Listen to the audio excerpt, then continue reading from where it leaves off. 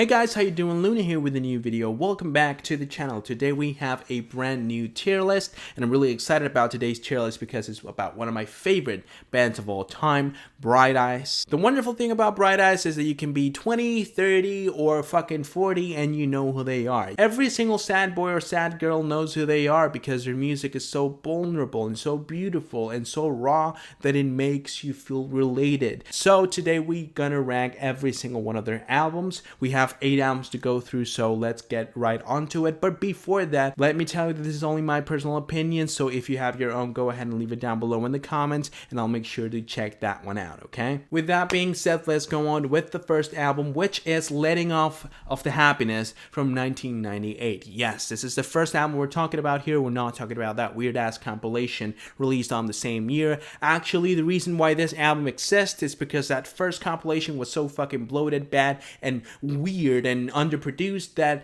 the label demanded a proper album from Bright Eyes, and that's the reason why Mike Mogis, one of the founders of the band, went on and took the mantle of the producer of this record. Now, this album is a little bit of a mixed bag for me. You have songs that I really do like, the Difference in the Shades, June on the West Coast, but you also, I feel like for every good track you have on this album, you have Touch or Pull My Hair, which are tracks that use drone sounds and are like synced in behind this wall of sound that, it wasn't really meant to be that way. It's just really badly produced. This album has some interesting ideas, but at the same time, I feel like the ideas collide with each other because they were just kind of thrown in there without no specific order, or they weren't organized properly. You also have some interesting lyrical concepts like If Winter Ends, for example, a really accelerating track. I love the rawness of the track and how visceral it sounds. I also like The City Has Sex, which is a really interesting concept again. And you have Pedrick, My Prince, which tells a story about Conor's brother drowning in a bathtub.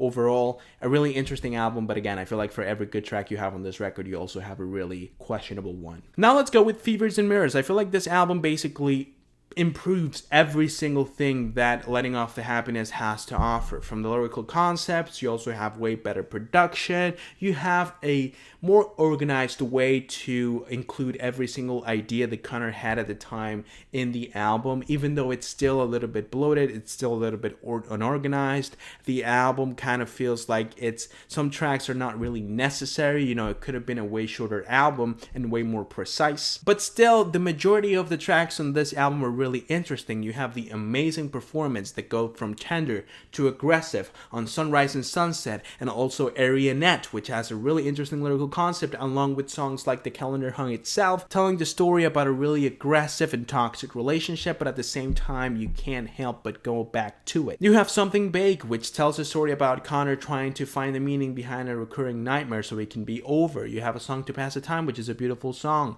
an attempt to tip the scales, which the song may not be that great, but it has a really funny and satirical interview. This album has a problem that happens quite often in Bright Eyes albums, and is the fact that it starts with an intro that no one gives a fuck about. This time it's a toddler reading a novel. I fucking hate every time I play this album having to go through that like little part in the beginning of the song. And this happens again in future albums. I will get to that in a minute, but for the moment this album is great. I thought that I was going to put it in the S tier, but looking at the downside of the album and how some songs are kind of unfinished and the album overall feels like it was a bit rushed, like given more time the album would have been better. Producing Conor's voice in a different way too, I feel like sometimes the production on his voice can be a little bit tacky, but for the most part this album is really good, so I'm going to put it in the A tier. But an album that does deserve to be in the S tier is Left It from 2002. This album is basically the greatest achievement the band had in terms of creativity, in terms of lyrical concepts, in terms of the grandiose feeling behind a Bright Eyes album, because the string arrangements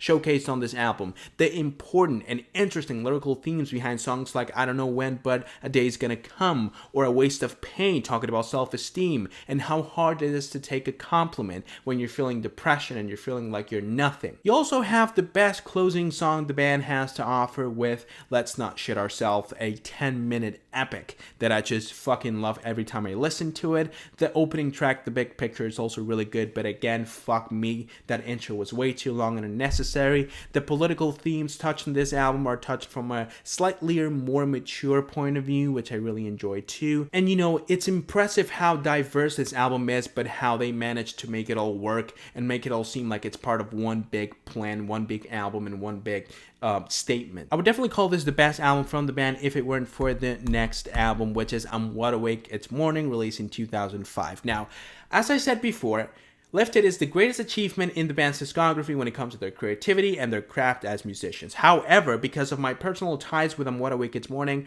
I love this album even more. It's way more simple, it's basically folk Americana, it's nothing that special. It's Conor's vulnerability and his ability to create melodies that feel so personal that makes this album so special for me. I mean, the set of songs that are displayed on this album is just so amazing. Lua is one of the most intimate and beautiful folk songs ever. You also have First Day of My Life. I have a really deep personal connection with that song, but you also have songs that are on the livelier side of the band. For example, At the Bottom of Everything, which is the greatest intro the band ever crafted. I love that intro. This is a good intro. It's Conor narrating this story about a man meeting a woman and basically going down on a plane that's about to crash onto the fucking sea, and they're singing on their way down. It feels crazy. It feels fucking dramatic, and I love it. Train Underwater, We Are Nowhere and It's Now are also amazing songs. Draw to Joy is a great way to close the album. Really energetic and epic song, and this album is just one of the greatest albums of all time and one of my favorite albums ever.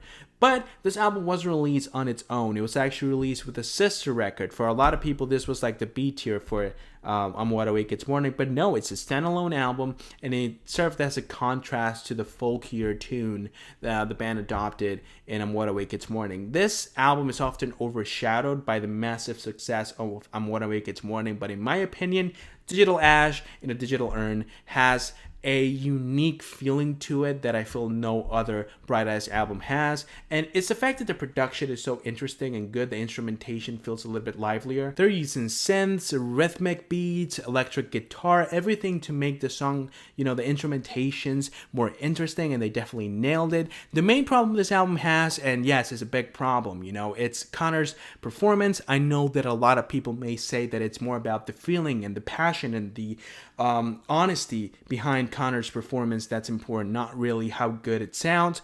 But when it comes to such a, that's true for the most part because we're talking about folk music, which is a really simple type of music. But when you go to a more dense type of instrumentation, you definitely need to step up the game a little bit when it comes to the performance, and I don't feel like Conor does it.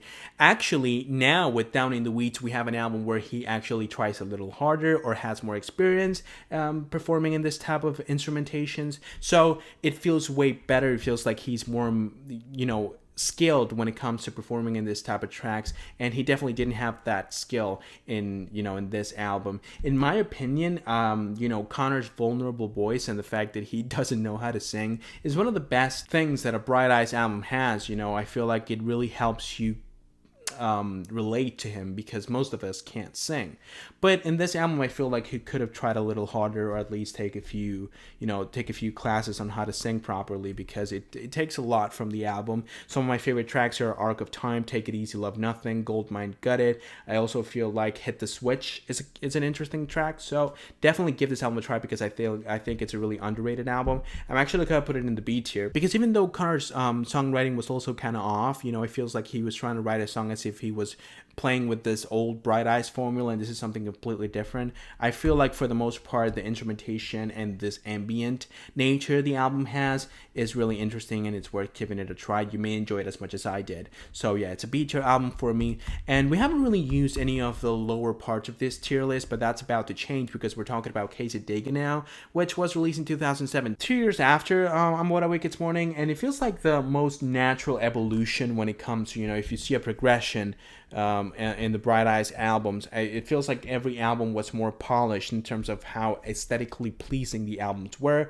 So a more dense and layered instrumental was due after On What Awake Gets Morning, right? Because it just felt like the right thing to do. However, the result was one of the most mediocre albums that Bright Eyes ever made. Honestly, I feel like they discarded everything they did with the Digital Ash in a Digital Urn, which is a shame, by the way, because it's one of their most interesting albums. And they decided to replace that with backup vocals that make no sense, string arrangements playing throughout the whole track, basically hiding Conor's voice behind this whole fucking wall of mediocrity that I feel like it plays so much against the album. It's just a boring record. It feels like such a long album, and it's only an hour long. I feel like I only enjoy a few of the tracks in this record, and the main reason for that is that maybe a good song is hidden behind all this bullshit, but I can't find it. Therefore, I'm not even gonna try. There's a few songs here that I do enjoy. For example, I Must Belong Somewhere. In my opinion, I like the lyrical concept. I like the tune.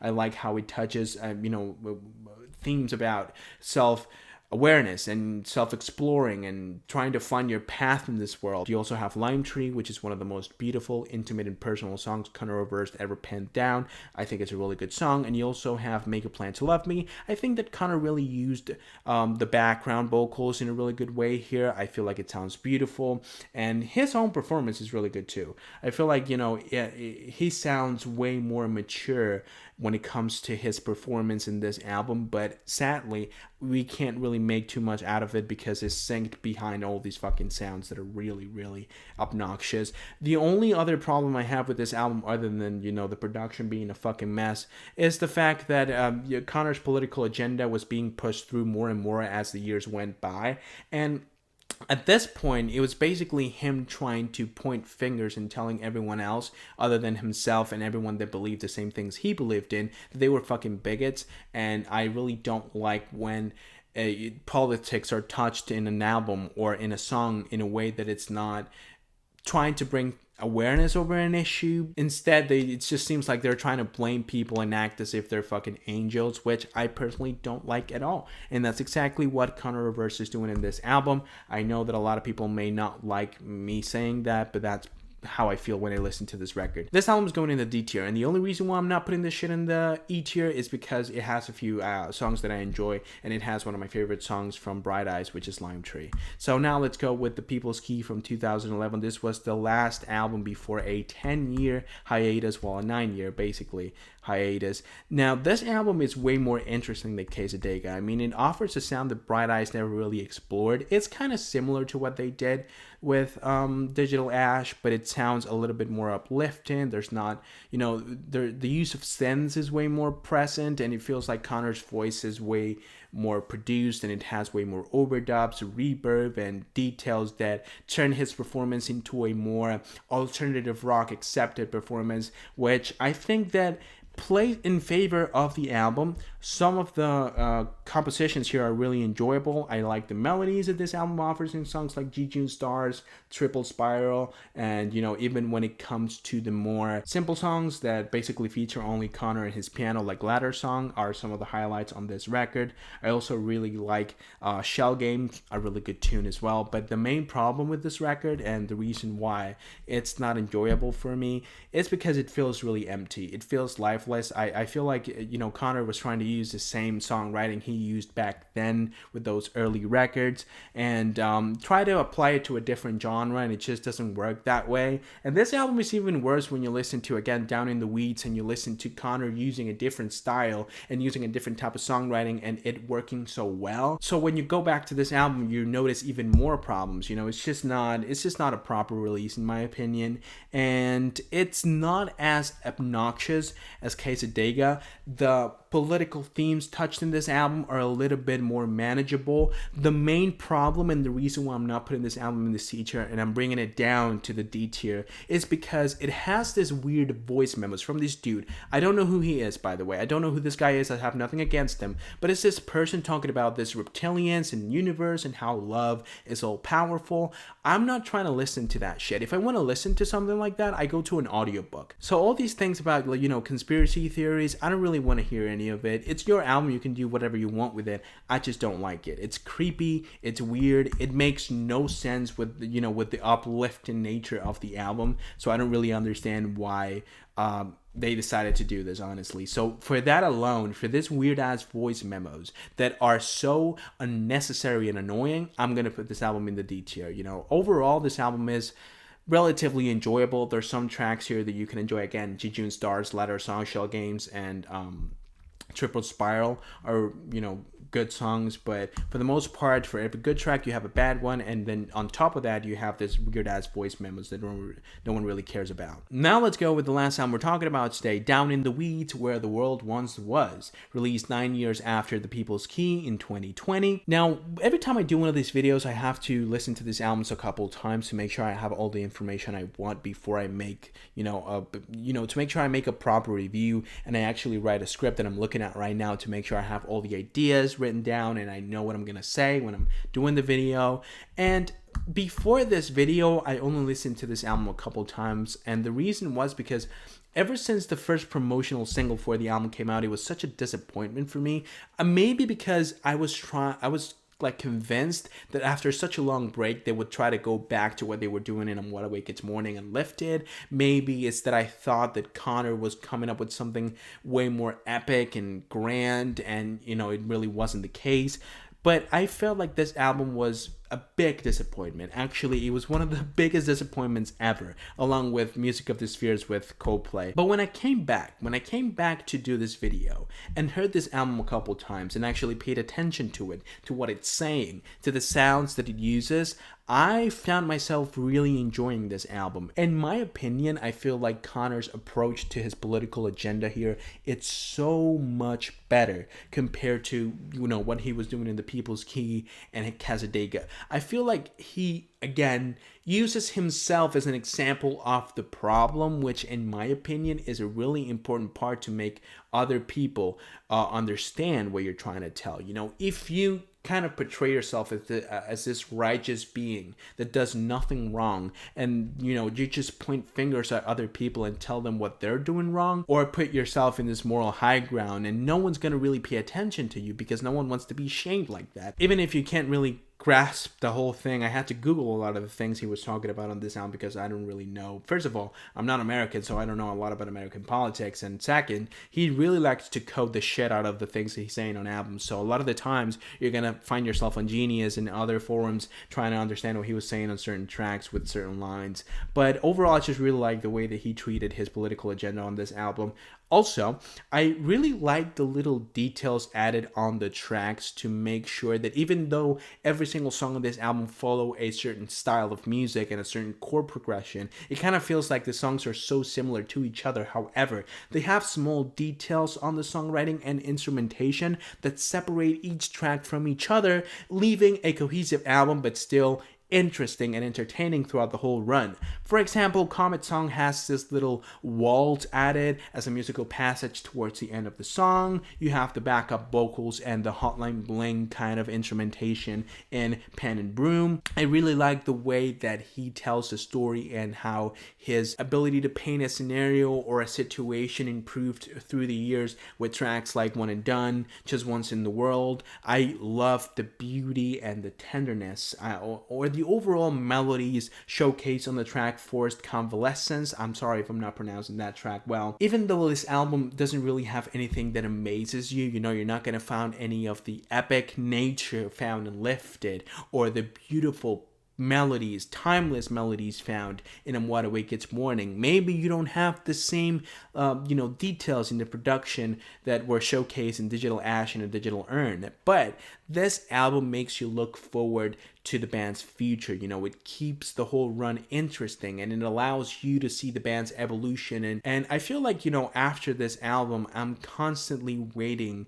for the news of Bright Eyes releasing another record, because I feel like that next record after this, when I feel like they managed to find a new style that they really do good in. So I'm really excited to what the band's going to do in the future. And for the moment, even though there's basically no sign of their old Americana sound of this record, I feel like they managed to get that old feeling of the early Bright Eyes records on this album in a new, completely different style. So that's the reason why I feel like this album may not be an A tier, because it doesn't have, those wonderful, amazing, and fucking impressive moments that they have in their early albums. However, it does have a solid collection of songs and a really good concept for the songs to play in. So that's the reason why I'm definitely gonna put this song in the B tier. And even in some songs, they go back to their folky roots with tracks like "Just Once in the World." So yeah, this album is good. I really enjoyed it now more than ever, so I'm gonna put this in the B tier. I'm feeling really good about this tier list. Honestly, I think that this tier list represents my feelings about the band's discography. Honestly, I'm really happy how this turned out. And that's gonna be it for today's video, guys. I really hope that you enjoyed it. If you did, go ahead and leave a like on the video and subscribe to the channel so you don't miss any other videos that I upload. I'm really excited to see what you guys think about my tier list, and I want to see your own tier list, so go ahead. What are you waiting for? Let me know if you want me to do another discography from a different artist, a tier list as well. I'll definitely make sure to fulfill your request as soon as I can. And with that being said, once again, I hope that you enjoyed it, and I hope that I can see you guys soon with a new video. But until then, bye.